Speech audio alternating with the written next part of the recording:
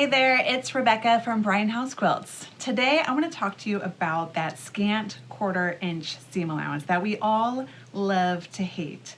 I want to talk a little bit about that scant 1/4 inch seam allowance, that stupid scant 1/4 inch seam allowance, right? We quilters, we have a love-hate relationship with that scant 1/4 inch seam allowance. There is certainly a time and a place for that scant 1/4 inch seam allowance. When it comes to piecing perfectly or piecing accurately, we definitely want to use that scant 1/4 inch seam allowance, but a lot of us can get tripped up over that scant 1/4 inch seam allowance. That darn scant 1/4 inch seam allowance can really trip us up, and I think some of the quilts I create can make people think that I piece perfectly, and I really don't. And so what I wanted to do today was come here with you guys today, and I wanted to talk about that scant 1/4 inch seam allowance and a few different tips and tricks that I use and a few techniques that I use to avoid the scant 1/4 inch seam allowance. So again, if I'm being honest with you guys, I personally don't really obsess over having a scant 1/4 inch seam allowance when I'm piecing, and it's really worked for me. But that is because I use a lot of techniques that don't rely on a scant 1/4 inch seam allowance, and I'm going to show some of those techniques really quickly today with you, and I'm going to answer one of the most commonly asked questions about my triangles from the Modern Triangle Quilts book. Okay, so I'm looking at my outline right here, making sure I'm on track with what I want to share with you today. So there is certainly a time and a place for the scant 1/4 inch seam allowance when we want to do the scant 1/4 inch seam allowance when we're trying to piece perfectly and when we're trying to piece accurately. But it can be a real headache in terms of, for me, I can only speak for myself, but having to use a scant 1/4 inch seam allowance really defeats my enjoyment of the sewing process. So I personally like to do a lot of techniques that don't rely on the scant 1/4 inch seam allowance. And by doing these techniques, then my enjoyment of the sewing process goes up. So what I'm going to do today is I'm going to show you a couple different tricks I use from the Modern Triangle Quilts patterns in my book, Modern Triangle Quilts. All right, so I'm going to share with you a few different ways that I lean away from having to use a scant 1/4 inch seam allowance by using some examples from the Modern Triangle Quilts book. So I'm using the Modern Triangle Quilts book and the triangles from the Modern Triangle Quilts book because I think that I personally hear a lot of quilters say, oh wow, I could never piece that accurately. And I think that just by looking at the quilts and the piecing in Modern Triangle Quilts, sometimes quilters will go immediately to thinking that they have to piece accurately and perfectly at all times. And that is just really not the case. So one of the take-home messages for me here is if it looks hard, I've probably found a way to make it easier. And so I'm going to share a few practical examples that I use in piecing my triangles. So just to show you some examples, so this is one I'll be talking about today, piecing this. So if someone were to look at this triangle in particular, they might think that they have to cut out these rows, these fabric strips with this angle right here. And they might think that they have to piece this accurately, and sure, there's some matching here, but the one thing I love about the patterns in the triangle books is that I really rely on a lot of shortcuts like strip sets, for example. So these blocks here are all made from strip sets. And so there's not any, I don't need to piece with a scant 1/4 inch seam allowance. I do need to be consistent, but I don't have to obsess over having that scant 1/4 inch seam allowance. One of the tools in the Modern Triangle Quilts book is called a trimming template.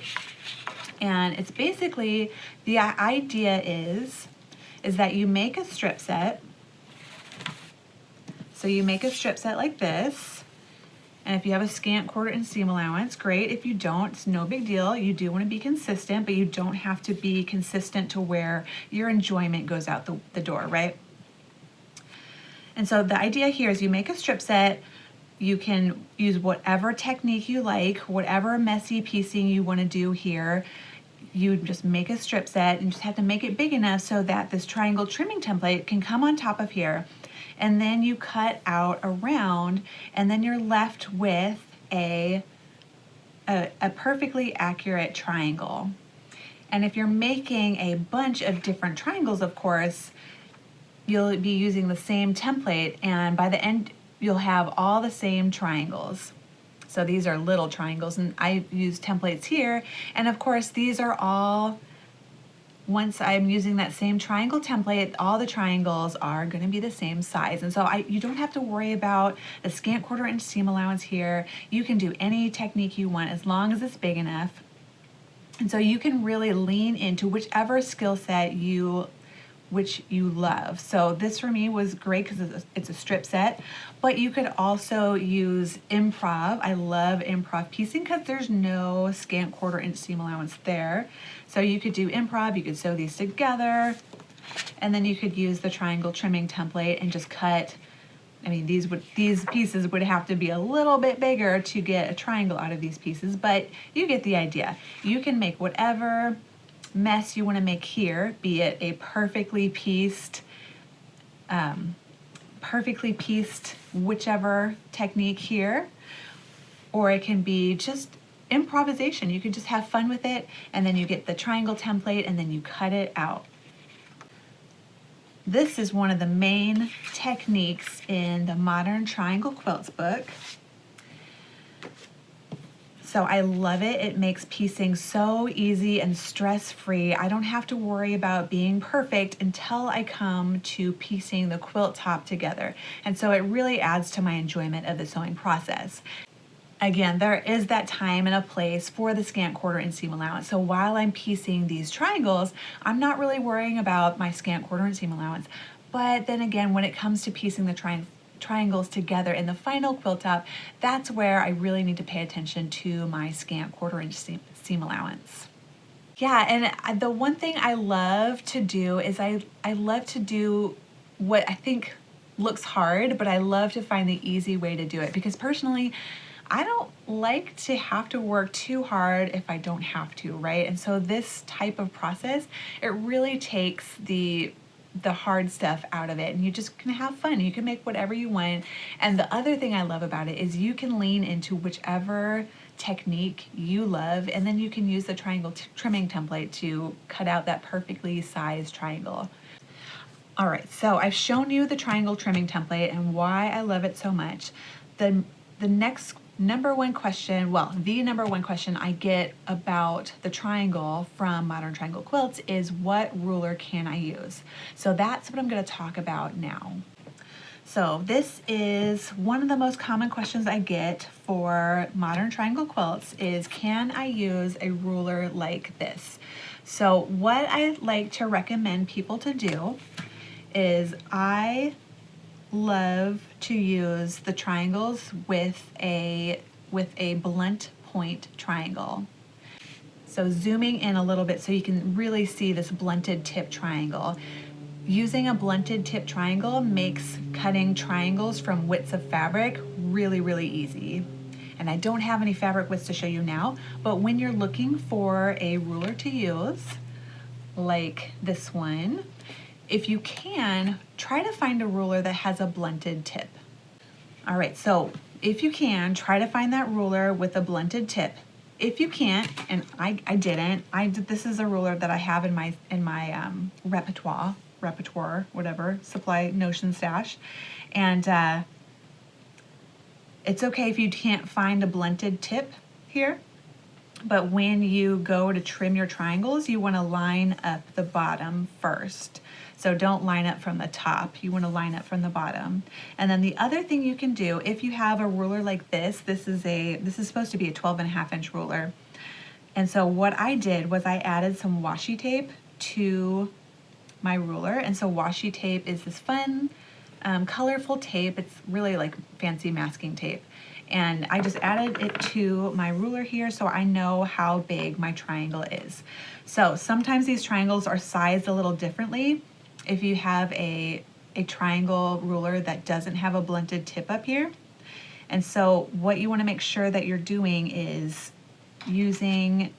lining up the template, excuse me. So you want to make sure you're lining up the template from Modern Triangle Quilts, and the templates are in the back here. And you want to make sure that you're lining up that template with your ruler, and then you're making sure it's the same shape here. And then you want to add a marking on your ruler, like with washi tape or a permanent marker or something.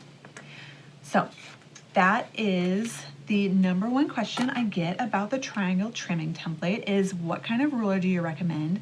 I recommend getting, if you can, a blunted tip ruler. If you don't have a blunted tip ruler, no worries. Just use the template in the back of the book. You can cut it out and line up the template with the ruler you actually have. So this triangle acrylic ruler, for example, and just make sure it fits everything. The shape is the same. So with the equilateral triangle I'm showing you, the shape is going to be the same. But with some of the other triangles, like the isosceles triangle, for example, you want to make sure that the angles are all the same. And then you want to make sure the template measures, or put a measurement on your ruler so that you know how big the triangle needs to be on your ruler. So just while I'm here, I want to show you another trick I do with the washi tape. So with the washi tape, if you're using Quilter, and this is a template copied onto Quilter's template plastic. So with the washi tape, what I like to do is I like to put a piece of washi tape on the back of the ruler.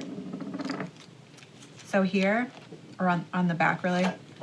And this just helps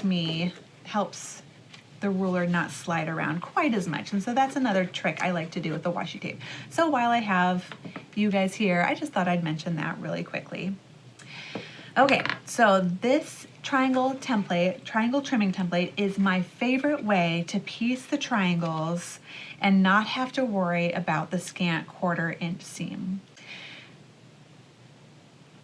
And just to sum us up here, by using the triangle trimming template, you can make whichever type of triangle here.